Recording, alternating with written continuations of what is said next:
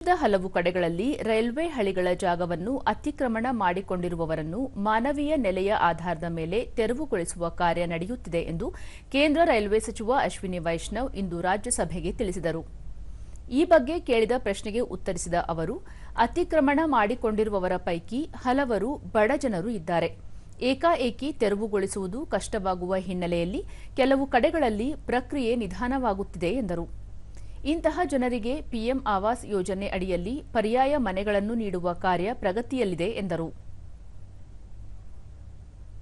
कई जगह शहरों में इलीगल एनक्रोचमेंट रेलवे की लैंड पे हुए, समय समय पे इस पे एक्शंस भी बहुत सारे लिए गए, लेकिन हर वक्त एक ह्यूमैनिटेरियन अप्रोच के साथ काम किया गया है, क्योंकि जो गरीब से गरीब व्यक्ति है वही एनक्रोचमेंट या रेलवे की लैंड के साथ झुग्गियां झोपड़ी बना के रहता है. लेकिन जहां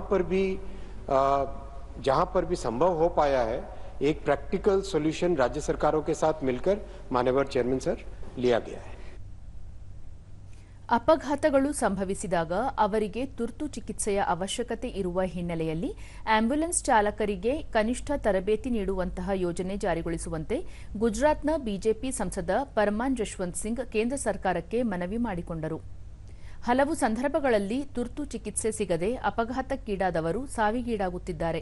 ಇಂತಹ ಸಂದರ್ಭಗಳಲ್ಲಿ ಚಾಲಕರೇ ಪ್ರಾಥಮಿಕ ಚಿಕಿತ್ಸೆ ನೀಡುವ ವ್ಯವಸ್ಥೆ ಆದರೆ ಒಳ್ಳೆಯದು. ಇದರಿಂದ ಎಷ್ಟೋ ಜನರ ಪ್ರಾಣ ಕಾಪಾಡಲು ಸಹಕಾರಿಯಾಗುತ್ತದೆ ಎಂದರು. Citizens into lifesavers, sir, and significantly strengthen India's emergency response system. So ultimately मेरा गवर्नमेंट से ये डिमांड है कि ये इन चीज़ों का यदि ध्यान दिया जाए तो आज 1,77,000 लोगों की जो जान चली गई है उनमें हम काफ़ी गिरावट या काफ़ी कमी ला सकते हैं सर. तो मुझे इस विषय पर बोलने के लिए जो समय दिया गया इसके लिए मैं धन्यवाद करता हूँ. Thank you sir.